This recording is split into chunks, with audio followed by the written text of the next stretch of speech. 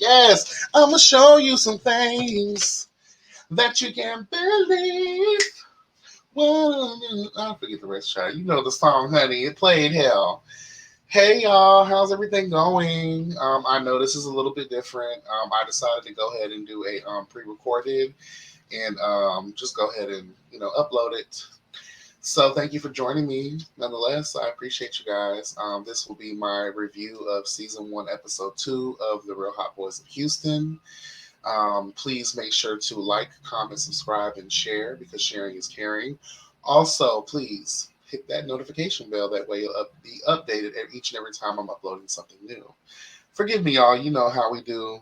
I'm just getting off work recording this video, so I'm tired. But, I'm here. Okay. So if you guys have not had an opportunity to, go over to the Real Hot Boys of Houston's YouTube channel and catch up on everything, please feel free to do so now. You know what I mean? You can watch me later. And my fellow other reviewers of the Justice League, all of them, I believe, have their reviews up. So please feel free to go over there and, support their channels as well. Yes, honey. So, like Atlanta, I took notes. There wasn't a lot really going on in this episode because, can I just be real? Let's just jump into the minutia, okay, bitch? That's the word of the year, minutia, bitch. Can we just go ahead and just jump through it all? I'm confused. Also, I feel as if we are regurgitating everything from the end of the first episode up until this entire episode. This episode was just, in my opinion, August and Ken just rehashing over and over, and then Ashton, child, we'll get into the minutia, okay, bitch. Yes, God, honey. So, all right, let's get into it. The episode starts off with Ashton and Ken still at the park. Now, again, regurgitation. They're talking about the same shit we heard from the end of the first episode. And we still have yet to got anywhere to, as a viewer, the understanding of what the fucking problem is. So, yeah, honey, Ashton tells Ken about the kickback and what transpired amongst the group. More specifically, honey, who August is, and they throw shade at his wig. Ashton, you can't be sitting here talking about someone's your friend or your bestie, and then you're laughing, you're kikiing with another bitch about a read in the shade. Well, actually, you're the one that brought it up because I don't think Ken knew who August was. So Ken wouldn't have known about August and his wig if you wouldn't have said something. So technically, yeah, my bad, Ken. Ashton, shady girl, real shady, not real friendship behavior, honey. Yeah. See, where I come from, we don't do stuff like that. But yeah, they're just, talking about, and Ken's like, giving his side of the tea or how he's feeling about a situation and, trying to come to a common ground. Like, let's meet up with the girls. So Ken's like, bitch, I'm off today. Okay, this was real quick, honey. I said, that's right. And Ashton called August because, like, he wanted him to meet the kids so, everybody can get to know each other and become friends and all that good stuff. Let's use the word friends very loosely, though, shall we? Excuse the background. Y'all know how it is over here in the House of Justice. There's always a raggedy bitch making noise outside, okay? Anyway, so apparently Drake. Oh, and so I made a note. So apparently Drake also got into it with someone at the kickback. So that's what you meant in my previous video when you were like, "Child, I didn't do nothing." And you were like, "Okay, wait and see." So when I saw that, I was like, "Oh wow," because Ashley was explaining to Ken what happened, and I was like, "Oh damn, well I didn't get to see that." So they showed a brief little, cute little clip, but it really didn't show much. So I wonder what exactly Dre got into. Okay. Ashton wants Ken to meet August, and they make plans to go hang out since everyone is off of work. So at the next scene is basically Ashton, Ken, Sherrod is joining us. Yes, God. And August is there, I believe. And they're at this Mexican restaurant. And what I loved about this scene is, I think I made a note. Did I make a note about this? No, I didn't, but I remembered what I wanted to say about this scene. Everyone had a plate. Amen. Everyone was eating. Hello, God. Everyone was drinking. Bellies were full. Okay. So bitches were spending their own coin. You know what I'm saying? Like bitches had a full meal and then some. Okay. So yeah, that's what we're talking about. Now, granted, that scene was long as a motherfucker. As long as this raggedy bitch right here, it's taking him 1,000 years to get out of here with all that goddamn noise. Um, but girl, I was just like, na na na na na na na na. Done. Okay. Anyway, so so they get there again. We're rehashing the situation, and how am I going to get to know someone when I'm just too busy talking about issues that I have with people amongst the group that you're trying to meet and be friends with? First of all, like red alert, bitch. Brace for impact on the Starship Enterprise, girl, because the Borg are coming. Like y'all, we're talking about friendships here. So is that how we start off conversations, with just letting people know the drama of what's going on and like why you're not in the group and all this kind of stuff? Like if I'm gonna meet you and we're gonna be friends, let's have a conversation about who we are as people and see if we can actually, that's how you start that shit, the road to friendship, bitch. Like I don't think that rule of thumb has changed in the history of friendship making. Usually it's like you get to know each other based on sharing things about yourselves that give you something in common. That's how you forge relationships. I just didn't, but I get it. On the other side, it's a show. So we have, I understand. I do get it.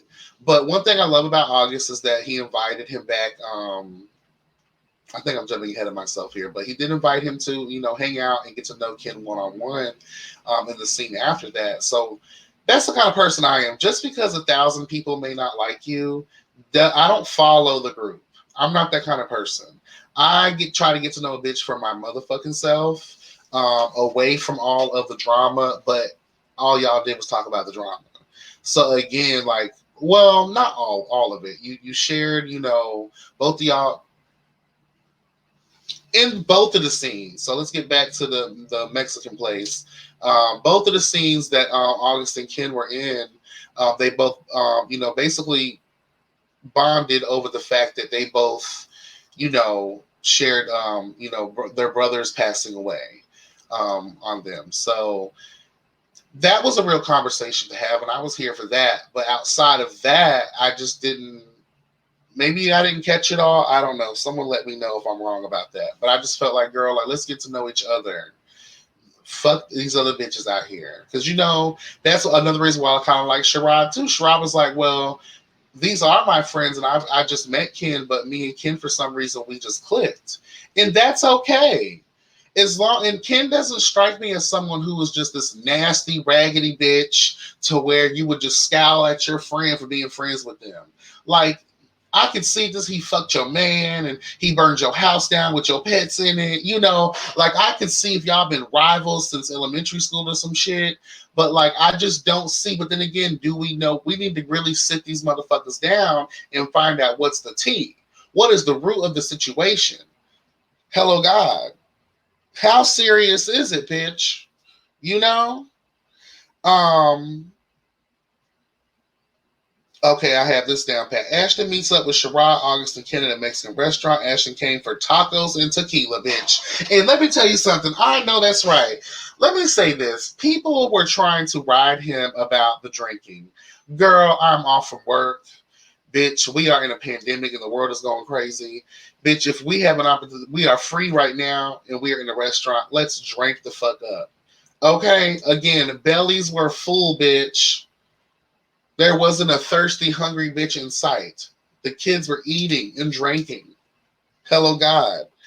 Bitch, you off of work. Have a few, because that's how I am. If I'm going to have a drink, I might as well have 3 or 4. That's how I feel about it. Bitch, I'm grown. I'm not, but I do question, Ashton, let me know. Are you an alcoholic? Ask yourself this, because I do work in the world of addiction. I do. That is what I do. Um, But I have a question, like, it does seem as if you're more than just a social drinker. But then again, I'm also that's a backwards, really, because I do see you drink in social situations because that's what the show's about, being, in social groups. But I would like to know, girl, it's okay. You know what I'm saying? But I think you're like me. When I go out and when I've had a stressful week or whatever, girl, sometimes a little cute mixed drink. Now, I don't drink hard liquor like shots and shit. Hell no, bitch. I have a cute little mixed drink, honey. Okay? And 9 times out of 10, sometimes because I don't like to hurry up and get drunk, I like to ease my way into it. And I don't like getting drunk. I like being tipsy. There's a difference. Hello, God. And I just loved it though. Like, bitch, we out here, y'all hoes with the drama. But really though, like, did you bring the drama, Ashton? Girl, we got questions. We got questions. The conversation is basically just rehashing what took place at Ashton's kickback and August explaining his hair situation. Girl, at the end of the day, like, it's 2020, girl. Like, you look good, and even if you didn't look good, bitch, that's just how God made you. So there has to come a time in your life where you just learn to accept it for what it is, honey. Okay. And I think August has. Remember, we had that conversation. He came on briefly when I did my first review of the first episode, and he seems like he's genuinely like okay with it. But again, in the spirit of just rehashing everything, it just took me. And I wrote it in here. This scene was basically a recap of episode 1. It was like their version of a review, in my opinion. One of the things I did like to see, and I didn't even put that down here, but I'm glad I remembered, is Sherrod is here. We're getting an opportunity to kind of feel him out a little bit. I guess he was quarantining during the first episode. We only got to see him on the phones and shit, but it was good to see him. I don't know, like, I do see him being the peacemaker, peacekeeper, whatever they're nicknaming him. Um, but sometimes you have to be mindful of the type of fence you're straddling. You know what I'm saying? There's a difference between being peaceful and neutral, and then in some situations, being neutral can also be offensive to the people who are really owed your true loyalties. I'm not going to say nothing bad on that because I don't get a bad vibe from you whatsoever. So I'm not going to put that on you like that, okay? But I just wanted to point that out. Let us be mindful. Just let us be mindful. August and Ken share they both lost brothers. I already covered that. We dive into the drama no one knows about. So apparently Dre is involved in some drama. I do remember, and forgive me if I don't go back all the time and watch the things that I've done. I believe they did explain a little bit of it when I had them on for that second interview that I did. But still leaving confused. So I'm going to hashtag I need more. I'm going to need a little bit. I'm going to need a little bit more. And this is what I'm also going to need. Maybe you guys are purposefully, holding on to the foundation of the fuck shit because you're looking for some type of suspense. I can tell you right now, as a viewer and as a reviewer, girl, it better be some good fucking tea. We better not get to episode 7, 8, 9, 10, 11, or however many episodes there's going to be, and then the tea is released and we find out that it is the dumbest shit ever. Don't do that to a bitch. I love y'all. I support y'all, but I got to keep it real with y'all. Let us know what the tea is. Just go ahead and blurt it out. Let us know what really happened. Okay? Because if this comes out to be some like petty ass, high school ass shit, not even college level drama, the people are going to be really upset here. Okay? But before we move on, I would like to say this, because, I always do the balanced perspective. That scene really reminded me, the girls were eating, they weren't arguing. Even though Ashton was pissed off, and they were talking about Ashton when he got his ass up to go get, I don't know what number drink that was. But, I'm here for it though, honey. Hello, God, relax, bitch. But they were talking about him, he's like, girl, what? I come back and they talking about like, I don't even know what's the tea. So I don't know. The dynamic of these friends is really weird. And I wonder is, most of these people are around my age, maybe a year younger than me. I'm 32. So we're in the same kind of, generation or whatever you want to call it. So I just don't know like what their true definition of friendship really is. I understand that friends go through stuff. Oh hell yeah, bitch! Friends go through real shit. You will fight a bitch, cuss a bitch out, go months, probably years without speaking. That's just how it is sometimes amongst friends. I do get that, but bitch, come on now.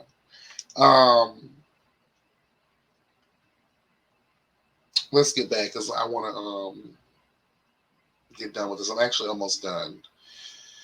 I questioned. Okay, we meet Braylon. We get a chance to see him and August's relationship, and they're also discussing the dynamic of the group. And so I guess Braylon is being introduced to us as August's acting coach. Girl, please, where? I love you, Braylon, but I just, I don't know if that was just something set up. But y'all are friends, child. Like I can tell you, but now, y'all are just friends, girl. Like, y'all are good though. But hey, surround yourself with like-minded people. Surround yourself with people who are trying to get to the next level. Bitch, I'm here for that. And if you genuinely do like each other, which you can tell they have a genuine friendship. Now, I have a question. Did y'all play in the backyard with each other? Did y'all play in the backyard with each other? I just would like to know because, like, the way August be looking, or maybe that's just his flirtatious vibe. The way August was looking at Braden was like, "Bitch, I'll fuck you if these cameras weren't here." Bitch, and I do want to let this be known. Braylon just had a birthday over the weekend, so happy birthday, Braylon! Happy birthday, honey! Happy birthday to you! Happy birthday to you! Yes, honey. Happy birthday, bitch. But as soon as Braylon got the hell up, um, as soon as Ken got there, Braylon got the fuck up, and I was like, "Girl, what's the tea? Do y'all know each other? Maybe y'all used to had met on Jacked. I don't know." And he was like, "Oh, girl, this is the Ken you talking about?" He's like, "Girl, I gotta go." Child. Even Ken pointed it out in his confession. He was like, "I got there, and Braylon seems really cool, but he just got the fuck up and left." And now he was like, "Well, one thing I like about Ken too, he speaks his mind. I really do think he's misunderstood. I think Ken just don't have time for the bullshit. Like, why waste your life not saying the things that you really want to say?" Like, that's another reason why I became a content creator, because I love saying how I truly fucking feel. Like, there's nothing more empowering. There's nothing more. I love it, bitch. I love it. Um, and basically, Ken and August just regurgitate the same information from the previous scene. And I have in my notes, child, exclamation, exclamation, exclamation. Y'all know what the hell them exclamation points mean. Okay. After that situation, August and Braylon meet up at the park for some exercise and tea, honey. Okay. I couldn't hear much due to the wind and traffic, but basically Ashton has blocked everyone, bitch. That is where I go into the commentary briefly about production. Like, you have to be mindful of the weather. You have to be mindful of what it is that you're trying to do, because sometimes I have to walk away from my tablet with my headphones in my ear, maybe, or real quick. I don't have time to always want to go back and look for the subtitles. Even at that scene, if you noticed, I didn't stay on certain scenes too long because I really couldn't understand what was happening, and with the audio and with the way the story's being told from all these different perspectives, it's very confusing.